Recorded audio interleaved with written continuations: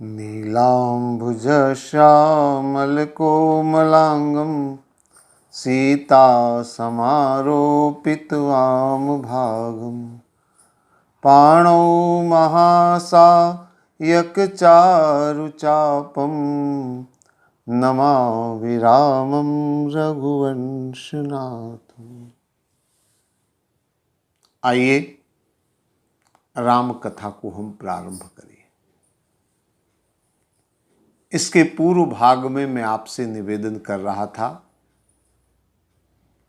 माता पार्वती पुनः भगवान शंकर से कथा श्रवण करने को आतुर है।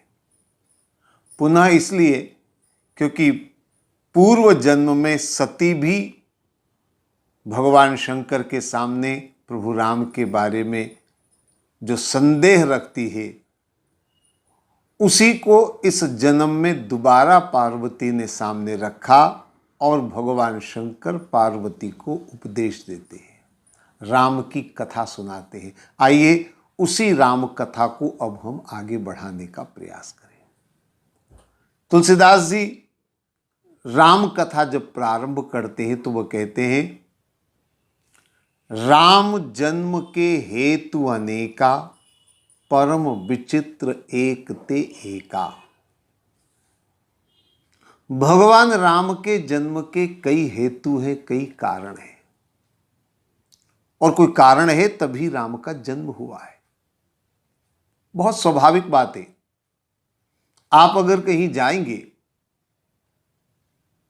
तो आपके जाने का कोई हेतु जरूर होगा, कोई कारण होगा, चाहे वो कारण आपका निजी हो, चाहे वो कारण आपके व्यवसाय से जुड़ा हो, नौकरी से जुड़ा हो, परिवार से जुड़ा हो, लेकिन कारण तो होना चाहिए, उसके बिना आदमी कहां जाएगा। तो परमपिता परमेश्वर इस धराधाम पर अवतरित हो रहा है, इस जगत में आ रहा है, तो उसके पीछे कारण तो होगा। बिना कारण के परमात्मा आ नहीं सकते। तुलसीदास जी कहते हैं, एक नहीं कई कारण है, परम विचित्र एक ते एकास, एक से बढ़कर एक विचित्र कारण है। आइए हम उन्हीं कारणों को जानने का प्रयास करें, क्योंकि जब हम कारण को जानेंगे तभी हम उस तारणहार को जान पाएंगे, परमात्मा को पहचान पाएंगे। तुलसीदास जी ने कहा है, सबसे पहला कारण जो उन्होंने बताया, द्वारपाल हरि के प्रिय दो, जय और विजय जान सबको, विप्र श्रापते दूनो भाई, तामस असुर देह तिन्ह पाई। भगवान राम के जन्म का एक कारण बताते हुए कहते हैं, जय और विजय भगवान के दो पार्षद थे। बड़ी प्रसिद्ध कथा है। आप लोगों ने भगवान नारायण के इन दोनों पार्षदों के बारे में कई ग्रंथों में कथाएं सुनी होंगी, चित्रों में भी देखा होगा। जय और विजय की कथा बड़ी प्रसिद्ध है। तुलसीदास जी ने बहुत विस्तार से इस कथा को यहां नहीं रखा है, लेकिन उनका नाम ही पर्याप्त है, क्योंकि पूरी कथा बहुत सारे लोग अच्छी तरह जानते हैं। आप सब जानते हैं भगवान नारायण के दो पार्षद, जिनका नाम जय और विजय है, एक दिन द्वार पर खड़े हुए थे। द्वारपाल की जो ड्यूटी है, जो द्वारपाल का कार्य है, वो द्वार पर खड़े होना है। खड़े थे द्वार पर। उसी समय सनक सनकादिक सनंदन सनद कुमार, ये चार बाल ऋषि कहीं से पहुंच गए वहां पर, और वो वैकुंठ में जाना चाहते हैं, भगवान के दर्शन करना चाहते हैं। लेकिन जय और विजय ने उन्हें कहा कि प्रभु की आज्ञा जब मिलेगी तब हम आपको भीतर जाने देंगे। इस समय प्रभु ने हमें आदेश दे रखा है, कोई भीतर न जाए, इसलिए हम आपको अंदर नहीं जाने देंगे। भगवान की आज्ञा के अनुसार हम आपको अंदर प्रवेश नहीं करने देंगे। अब जब द्वारपालों ने सनक सनकादिक सनंदन सनद कुमार बाल ऋषियों को अंदर जाने से रोका तो इन बाल ऋषियों को क्रोध आ गया।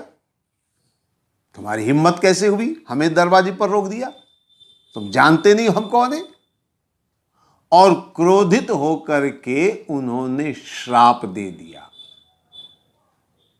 विप्र श्रापते दूनौ भाई तामस असुर देह तिन्ह पाई। उन बाल ऋषियों के श्राप से जय और विजय असुर बने। और आपने आगे कथा में सुना होगा, भगवान को जब पता चला, भगवान दौड़े दौड़े आए, यहां तक कि भगवान ने जय और विजय को भी आश्वासन दिया कि मैं तुम्हारा उद्धार स्वयं आकर के करूंगा। और यही जय और विजय 3 जन्मों में मुक्ति पाते हैं। पहले जन्म में हिरण्याक्ष हिरण्यकश्यप बनते हैं, दूसरे जन्म में रावण कुंभकर्ण बनते हैं, तीसरे जन्म में शिशुपाल दंतवक्र बनते हैं। और इस तरह भगवान ने हर बार अवतार लेकर जय और विजय का उद्धार किया। 3 जन्म में उन्हें मुक्ति प्रदान करी। भगवान ने जय और विजय का भी उद्धार किया। भगवान ने सनक सनकादिक को भी दर्शन देकर कृतार्थ किया। ये जय विजय का प्रसंग बहुत प्रसिद्ध है, आप सब इसे अच्छी तरह जानते हैं। लेकिन आइए थोड़ा सा इस प्रसंग पर हम ध्यान पूर्वक गंभीरता पूर्वक चिंतन मनन करने का प्रयास करें। थोड़ा सा इस कथा को हमें समझना होगा। जय और विजय दरवाजे पर खड़े हैं, चौकीदार, पहरेदार, द्वारपाल, जो भी शब्द आप चाहें प्रयोग में ले। मुझे एक बात बताइए, द्वारपाल का काम क्या है? चौकीदार का काम क्या है? उसकी ड्यूटी क्या है? आप सब भली भांति जानते हैं। चौकीदार का काम है कि मालिक की अनुमति के बिना वो किसी को प्रवेश न करने दे, इसीलिए उसे रखा जाता है। थोड़ा आप सोचिए, अगर चौकीदार द्वारपाल आंख बंद कर बैठ जाए कि कोई भी अंदर जाए, तो क्या ये उसकी ड्यूटी है? नहीं। चौकीदार का काम है कि वह हर आने वाले पर निगाह रखे, मालिक की अनुमति से उनको अंदर जाने दे। और यही काम जय विजय ने किया। जय विजय ने कोई सनक सनकादिक को गालियां नहीं दी, कोई अपशब्द नहीं कहे। जय विजय ने निवेदन किया कि प्रभु की आज्ञा जब होगी तब हम आपको भीतर जाने देंगे। इस समय प्रभु ने कहा है कि कोई अंदर ना आए, हम आपको नहीं जाने दे सकते। बताइए इसमें जय विजय ने कौन सी गलत काम किया? क्या गलत किया उन्होंने? निश्चित तौर पर आप भी इस बात को समझ रहे होंगे कि इसमें जय और विजय का कोई दोष नहीं है, उनकी कोई गलती नहीं है। उन्होंने अपनी ड्यूटी निभाई है, उन्होंने अपना कर्तव्य निभाया। लेकिन फिर भी उन्हें श्राप मिला, फिर भी उन्हें दंड मिला। तो बिना अपराध के, बिना गलती के अगर किसी को दंड दिया जाए तो क्या यह उचित कहा जाएगा? नहीं, यह उचित नहीं है। अपराध होने पर उसको सजा मिले, कोई गलत कार्य करे तो उसे दंड दिया जाए, लेकिन कोई गलती ही नहीं है तो दंड किस बात का दिया जाए? जय विजय तो बिना किसी गलती का दंड पा गए। ऐसा आप सब समझ रहे होंगे, आपको भी यही लग रहा होगा। लेकिन थोड़ा सा अभी रुकिए, इतना जल्दी निर्णय मत लीजिए। थोड़ा सा और गंभीरता से विचार करेंगे तो आप निश्चित तौर पर समझेंगे कि वास्तव में क्या है। क्योंकि अगर जय और विजय की गलती नहीं है और सनक सनकादिक ने उन्हें दंड दे दिया, बिना गलती के अगर दंड दिया, तो यह तो सनक सनकादिक की गलती हुई। लेकिन ऐसा नहीं है, थोड़ा सा ध्यान दें और विचार करें। देखिए, जय विजय ने दरवाजे पर रोका, भगवान की आज्ञा से रोका, बिल्कुल ठीक बात है। लेकिन किसे रोका, यह भी विचार करना होगा। जय और विजय ने संतों को रोका है, ऋषियों को रोका है।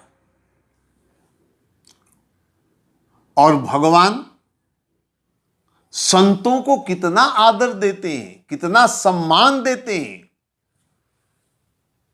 शायद भृगु ऋषि की वो कथा आप सबने सुनी होगी, याद होगी। भगवान नारायण शेष शैया पर लेटे हुए थे, भृगु ऋषि ने आकर के उनके वक्षस्थल पर लात मारी, ठोकर मारी, और भगवान खड़े होकर हाथ जोड़कर भृगु ऋषि से कहते हैं कि ऋषिवर, मेरा हृदय कठोर है, आपके चरण बड़े सुकोमल हैं, आपके चरणों को चोट लगी होगी, क्षमा करिए, क्षमा करिए, क्षमा करिए। तो भगवान संतों को इतना आदर महत्व देते हैं। सीधे शब्दों में कहा जाए तो भगवान संतों को अपना मालिक मानते हैं। अब बताइए, मालिक के भी मालिक को अगर दरवाजे पर रोक दे तो यह चौकीदार का अपराध हुआ कि नहीं हुआ?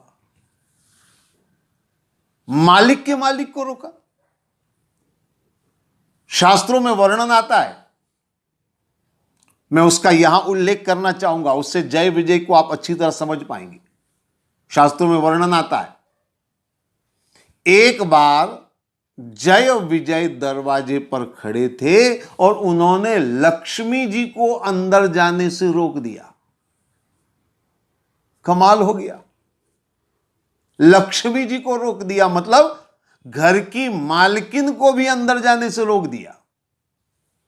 अब आप बताइए, अब अगर कोई चौकीदार मालकिन को अंदर जाने से रोक दे या मालिक के मालिक को दरवाजे पर रोक दे और अंदर न जाने दे, तो बताइए क्या ये चौकीदार का आचरण ठीक है? गलत है। इसका मतलब यह हुआ कि जय विजय ने गलती करी, और अगर जय विजय ने गलती करी है तो उन्हें दंड मिलना था, और इसीलिए सनक सनकादिक ने उन्हें श्राप दिया। लेकिन सोचने वाली बात यह है कि जय विजय ने लक्ष्मी को दरवाजे पर कैसे रोक दिया? तो बहुत सोचने वाली बात है, घर की मालकिन को दरवाजे पर रोक दिया। ऐसा जय विजय ने क्यों किया? उसके पीछे कारण है, और उस कारण को अगर आप समझेंगे तो बहुत सारी बात समझ में आएगी। कभी आपने जय और विजय यानी भगवान के इन दोनों पार्षदों के धर्म ग्रंथों में चित्र अगर देखे हो, या इनका वर्णन थोड़ा बहुत आपने सुना हो, बहुत ध्यान से उसको देखेंगे, समझेंगे, आपको बहुत सारी बात समझ में आएगी। शास्त्रों में वर्णन आता है, चित्रों में दिखाई देता है, जय और विजय चतुर्भुजधारी दिखाई देते हैं। जय और विजय पीतांबर ओढ़े दिखाई देते हैं। ये क्या है मामला? मैं आपको बता दूं, इसको थोड़ा सामान्य भाषा में समझेंगे तो और आसानी से बात समझ में आएगी। भगवान है मालिक, जय विजय है नौकर। द्वारपाल नौकर ही तो होगा। तो भगवान मालिक है, जय विजय नौकर है। कभी कभी मालिक अपने नौकर से इतना स्नेह करता है, इतना स्नेह करता है, और करना भी चाहिए, कोई बुरी बात नहीं है। मालिक का यह कर्तव्य है कि वह नौकर को अपने गले लगाए, सेवक को दुत्कारे नहीं, बल्कि सेवक का आदर सम्मान करे। भगवान वही करते हैं, अपने नौकर को इतना प्यार करते हैं, इतना सम्मान, इतना दुलार, कि उन्होंने नौकर को अपने जैसा बना लिया। जैसा भगवान पीतांबर ओढ़ते हैं, ऐसा जय विजय को ओढ़ा दिया। जैसा वो रहते हैं, वैसा उनको रहने की सुविधा दी। इसलिए वही चतुर्भुज, वही शंख चक्र, वही पीतांबर, यानी भगवान अपने और अपने नौकर में कोई भेद नहीं करते हैं, अपने जैसा बना लेते हैं। यह भगवान की विशेषता है। और भगवान इस चरित्र के द्वारा यह बता रहे हैं कि मालिक को ऐसा ही व्यवहार करना चाहिए। नौकर को हीन, तुच्छ समझकर उसका अपमान, अनादर नहीं करना चाहिए, उसको अपनाना चाहिए, उसे अपना बनाना चाहिए, अपने घर का सदस्य बनाना चाहिए। मालिक की दृष्टि से बिल्कुल सही है, भगवान ने जो किया बिल्कुल सही है। लेकिन यहां पर एक छोटी सी समस्या आती है, और समस्या यह आती है कि जब मालिक नौकर को इतना आदर, सत्कार, स्नेह, प्रेम देकर के अपना बना लेता है, तो कभी कभी नौकर के मन में यह गलत भाव पैदा हो जाता है कि अब तो मैं भी मालिक बन गया। यहां समस्या खड़ी हो जाती है। नौकर को कभी कभी ऐसा लगने लगता है, अरे मैं तो सेठ जी जैसे कपड़े पहनता हूं, सेठ जी जैसी गाड़ियों में घूमता हूं, सेठ जी का काम मैं करता हूं, तो मैं तो सेठ बन गया। तो नौकर अपने आप को अगर मालिक मान लेगा, तो निश्चित मानिए कहीं न कहीं उससे गलती जरूर होगी। जय विजय के साथ वही हुआ। भगवान ने जय विजय को आदर सत्कार दिया, प्रेम दिया, लेकिन जय विजय गलत समझ बैठे। वो समझ बैठे कि मैं भी भगवान हूं। जय विजय ने अपने आप को भगवान मान लिया। अब भगवान मान लिया, मालिक मान लिया, मैं चाहे जिसको जाने दूं, चाहे जिसको नहीं जाने दूं। और इसीलिए उन्होंने लक्ष्मी को रोका, इसीलिए उन्होंने सनकादिक को रोका। ये अहंकार उनमें आ गया, मैं मालिक के अधिकार रखता हूं। ये अहंकार उनमें आ गया, और इसी अहंकार की सजा उन्हें मिली। तो नौकर और मालिक का रिश्ता कैसा होना चाहिए? आज के युग में तो ये बहुत महत्वपूर्ण बात है, क्योंकि प्राय आजकल हर घर में, हर परिवार में नौकर और मालिक के उनके रिश्ते कहीं कहीं तो इतने बिगड़ जाते हैं कि बड़ी विचित्र दुर्घटनाएं भी घटती हैं, हत्याएं, लूटपाट होती है। इसलिए बहुत सारे लोग नौकर पर विश्वास नहीं करते, बहुत सारे लोग नौकरों को धुतकारते हैं। तो होना क्या चाहिए, मैं आपको बता दूं। मालिक का व्यवहार तो होना चाहिए जैसा परमात्मा ने किया है, लेकिन नौकर का व्यवहार कैसा हो, वो भी तो एक समझना जरूरी है। क्योंकि दोनों का अगर सही संबंध होगा तो आदर्श स्थापित होगा। तो नौकर का भाव कैसा होना चाहिए? मुझे एक छोटी सी सत्य घटना याद आ रही है, और मैं अक्सर उस घटना को याद रखता हूं और सुनाता रहता हूं। थोड़ी सी आप ध्यान से सुनेंगे, बहुत अद्भुत घटना है। राजस्थान का एक आदमी एक बार, बहुत पुरानी बात है, कलकत्ता शहर गया, ये सोचकर कि बड़े शहर में जाऊंगा, 2 पैसे कमाऊंगा तो मेरा परिवार आराम से उसका गुजारा होगा, परिवार का, और वो सुखमय जीवन व्यतीत करेगा परिवार। लेकिन वहां कोई जान नहीं, पहचान नहीं, किसी को वो जानता नहीं, पहचानता नहीं, बस चला गया शहर। शहरों में काम मिल तो जाता है, लेकिन इतना आसान भी नहीं है मिलना। 2 दिन, 4 दिन, 6 दिन, 8 दिन हो गए, जो थोड़ा बहुत पैसा उसके पास था, घर से लाया था, वो खत्म हो गया। फुटपाथ पर सोता था, सवेरे से काम की तलाश में निकलता था। अब तो जेब में एक पैसा भी नहीं रहा, भूखे मरने की नौबत आ गई। लेकिन संयोग और सौभाग्य, एक दिन वो सवेरे सवेरे किसी एक बंगले के दरवाजे पर जाकर खड़ा हुआ, यह सोचकर कि यहां कुछ काम मिलेगा तो मैं पूछताछ कर लेता हूं। तो जब दरवाजे पर खड़ा हुआ तो दरवाजे पर खड़ा हुआ चौकीदार बोला, रास्ते से हट जा, सेठ जी की गाड़ी आ रही है। बेचारा एक किनारे हो गया। उसी समय सेठ जी की गाड़ी निकली बंगले में से। ये दरवाजे पर ऐसे खड़ा था तो सेठ जी समझे कि शायद कोई भिखमंगा दरवाजे पर खड़ा है। सेठ जी दयालु थे। सेठ जी ने गाड़ी रुकवाई, जेब में से पैसा निकालकर देने लगे खिड़की खोल करके। तो इस आदमी ने कहा, सेठ जी मैं भिखमंगा नहीं हूं, मैं मांगने नहीं आया हूं। हां, मांगने जरूर आया हूं, लेकिन कोई काम अगर मैं काम कर सकूं तो मैं आपसे कुछ ले सकता हूं। काम की तलाश में हूं मैं, मुझे कोई काम चाहिए। सेठ जी ने कहा, अच्छा।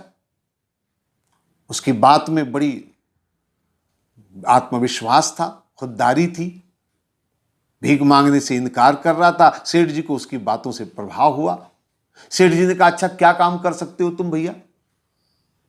उसने कहा, जो काम आप देंगे वो कर लूंगा। सेठ ने कहा, ठीक है तुम यही रहो, शाम को मैं आता हूं, तब तुमसे बात करूंगा।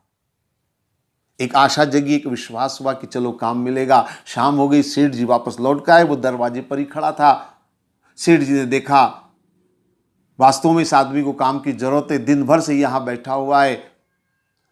तो उसको बुला करके कहा कि देख, ऐसा है, घर में झाड़ू पोछा साफ सफाई ये काम करना है, करेगा? हाँ करूंगा सेठ जी, बराबर करूंगा, आप जो काम देंगे काम करूंगा। ठीक है, कल से आ जा। दूसरे दिन से वो काम पर लग गया। जो उसे बताया गया वो काम वो करने लगा। सेठ जी का बंगला बड़ा था, काम करने वाले बहुत सारे नौकर चाकर थे, उसमें एक ये भी जुड़ गया। पुराने लोग थे काम करने वाले, वो इसको काम बताते थे, ये काम करता था। एक महीना हुआ, पगार मिल गई। 1 2 3 महीने 4 महीने निकले, लेकिन सेठ जी की नजर इसके ऊपर जब भी जाती, देखते ये आदमी बड़ी लगन से काम करता है, बड़ी ईमानदारी से मेहनत से काम कर रहा है, अच्छे से काम कर रहा है, अपना काम अच्छे से कर रहा है। सेठ जी खुश थे कि चलो ठीक, अच्छा आदमी मिल गया। कभी 1 2 कोई कर्मचारी छुट्टी पर चले जाते थे तो ये दुगना काम भी कर लेता था, लेकिन घर की साफ सफाई अच्छी से करता था। सेठ जी बड़े प्रसन्न थे। कुछ महीने निकल गए। जब कुछ महीने निकल गए तो एक दिन सेठ जी ने पूछ लिया, तुम रहते कहां हो? तो इसने कहा, कोई ठिकाना नहीं है, फुटपाथ के ऊपर रहता हूं। अच्छा, फुटपाथ पर रहते हो? सेठ जी के बंगले में एक तरफ एक गाड़ी के गैरेज की खोली थी, बोले इस खोली में रहने लग जा तू। सेठ जी ने सोचा यही रहेगा तो रात बेरात कभी भी कुछ काम होगा तो ये काम आएगा आदमी। इसको भी रहने का ठिकाना मिल गया, ये भी खुश हो गया, रहने लगा। एक दिन की बात है, सेठ जी अचानक दिन को घर में आए, अपने बंगले में आए, और अचानक उन्होंने देखा ये लड़का, ये आदमी जो काम कर रहा है इसके घर में, ये कोई किताब खोलकर पढ़ रहा है। तो सेठ जी ने कहा, क्यों, किताब पढ़ रहे हो?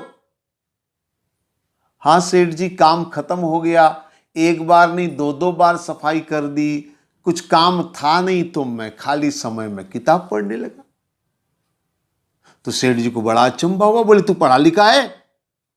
उसने कहा, हां मैं पढ़ा लिखा हूं। बोले पढ़ा लिखा है तू और झाड़ू पोछे ही काम कर रहा है तूने कभी कहा नहीं? सेठ जी काम तो काम होता है, जो काम आपने दे दिया मैं वही काम करने लगा, कम से कम मेरा पेट गुजारा तो हो रहा है, इसलिए मैंने कुछ नहीं कहा, बाकी मैं पढ़ा लिखा हूं, इतना मैं पढ़ा हूं, ऐसा उसने बताया। अरे ये पढ़ा लिखा आदमी है, इससे तो कुछ ऐसा काम करवाऊं जो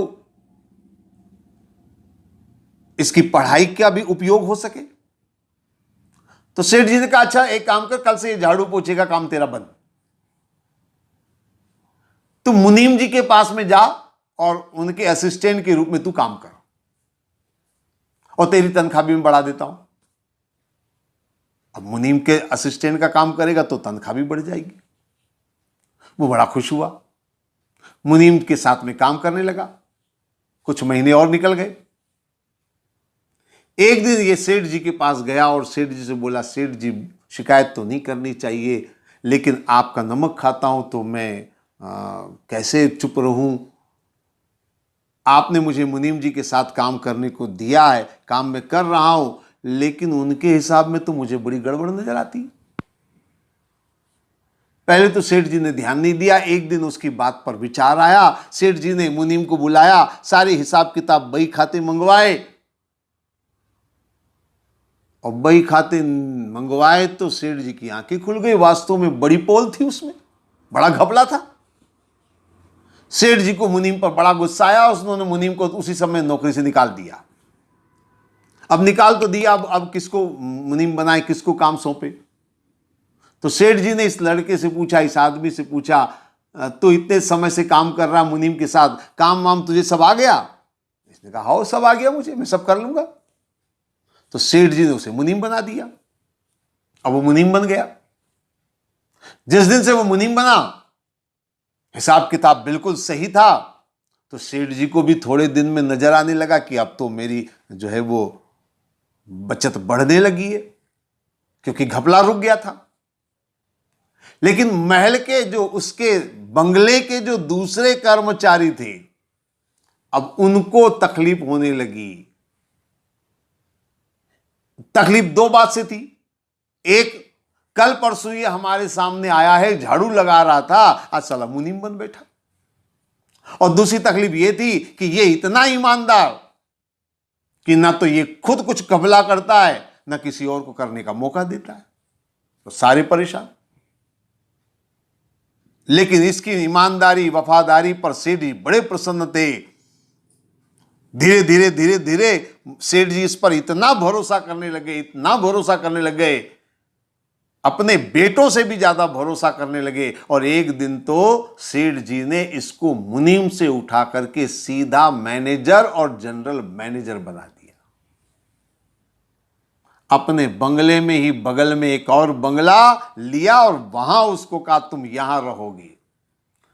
उसको भी गाड़ी, उसको भी बंगला, सारी सुविधाएं दे दी सेठ जी ने। बिल्कुल अपने जैसे ठाट बाट उसके कर दिए। जब उसके इतने ठाट बाट हुए तो जो अन्य कर्मचारी जो बरसों बरसों से काम कर रहे थे, उनको तो बड़ी ईर्ष्या हुई। ये कल परसों का आया हुआ, इतना इतना सेठ जी ने इसको सिर पर चढ़ा लिया और अब हमको इसकी गुलामी करनी पड़ती है।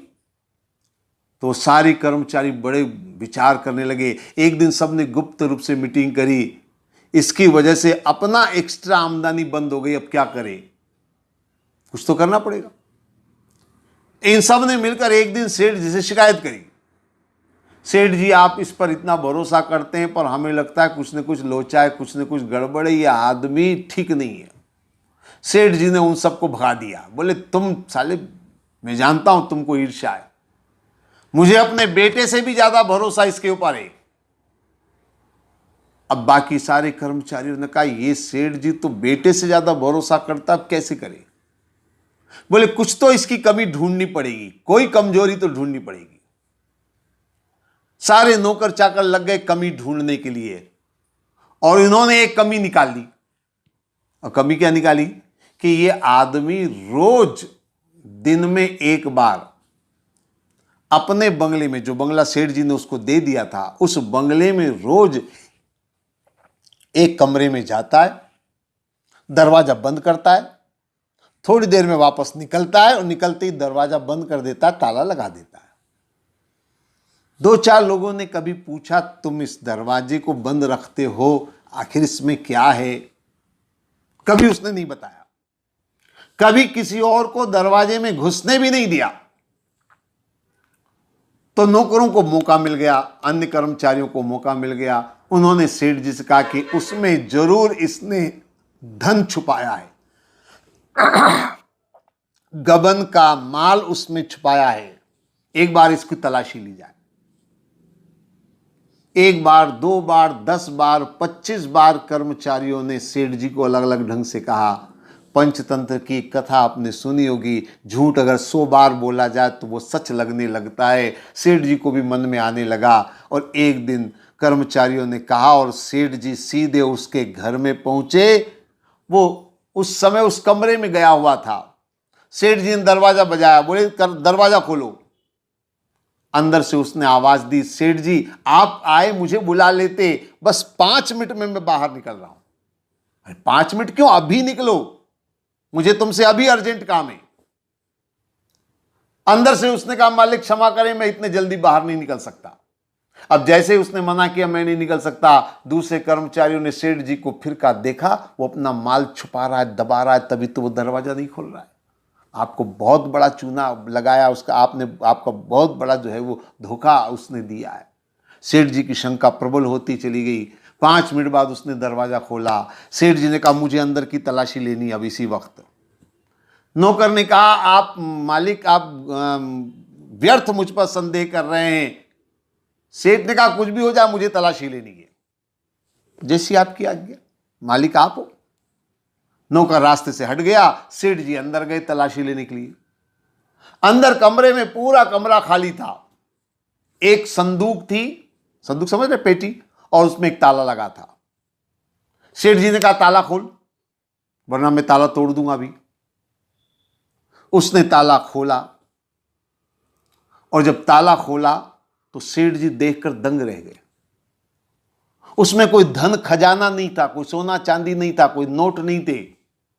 उस संदूक में एक फटे हुए कपड़े की जो है वो रखी थी जोड़ी, फटे हुए कपड़े थे। तो सेठ जी को बड़ा विचार आया। सेठ जी ने कहा, अरे मूर्ख, ये कपड़े फटे हुए और इसको इस संदूक में इतना संभाल कर रखा है, ताला लगा कर रखा है, बाहर दरवाजा लगा था, आखिर क्यों? और ये क्या है तमाशा? तो उस नौकर ने कहा, सेठ जी दरअसल बात यह है कि मैं इस कमरे में रोज आता हूं, अंदर आकर ये कपड़े पहनता हूं और यहां मैंने कांच लगा रखा है। कांच में मैं अपने आप को देखता हूं और अपने आप से कहता हूं, देख तेरी असलियत ये है। यही कपड़े पहनकर मैं आया था शहर में, तो मैं अपने आप को याद दिलाता हूं कि तेरी असलियत ये है, और वो जो कार बंगला जो ठाट बाट है वो सब आपकी मेहरबानी है। तो मैं अपने आप को याद दिलाता हूं ताकि मेरे अंदर अहंकार न हो, मेरे अंदर लोभ न हो, मुझे जो है वो किसी तरह के भटकाव न हो, इसलिए मैं इन कपड़ों को रोज पहनता हूं। सुनकर के सेठ जी की आंखों में आंसू आ गए। लेकिन एक प्रश्न और मन में आया कि तू इसके लिए दरवाजा वरवाजा बंद क्यों करता है? ये फटे कपड़े पहनना तो दरवाजे बंद क्यों करता है? तो नौकर ने कहा, सेठ जी ये इसलिए करना पड़ता है क्योंकि आपने मुझे अपनी कंपनी का जनरल मैनेजर बना दिया, आपने बहुत बड़ा पद मुझे दिया। अगर मैं फटे हुए कपड़े पहनकर ऐसे ही बाहर निकल जाऊं और कल से कंपनी का कोई भी आदमी या कोई भी कस्टमर आएगा और मुझे उस हाल में देखेगा तो उसको क्या लगेगा कि इतनी बड़ी कंपनी का मालिक फटे हुए, मैनेजर कपड़े फटे हुए पहने हुए। तो दुनिया वालों के सामने आपकी इज्जत बनाए रखने के लिए मैं सबके सामने ही कपड़े नहीं पहन सकता, इसलिए मैं बंद कमरे में इन कपड़ों को पहनता हूं। अपने आप को याद रखता हूं कि मेरी असलियत ये है। ये है नौकर का वास्तविक भाव। अगर नौकर इस तरह से अपनी वास्तविकता को याद रखे और मालिक नौकर को अपने समान बनाकर अपने जैसा व्यवहार करे, अगर ये नौकर मालिक के रिश्ते होंगे तो निश्चित मानिए नौकर और मालिक का रिश्ता आदर्श होगा और ऐसा रिश्ता होगा जिसकी मिसाल दी जाएगी। तो ये जय और विजय का प्रसंग बड़ा अद्भुत प्रसंग है। भगवान ने जय विजय को अपने समान बना लिया, लेकिन जय विजय को उसका अहंकार हो गया और यही समस्या शुरू होती है।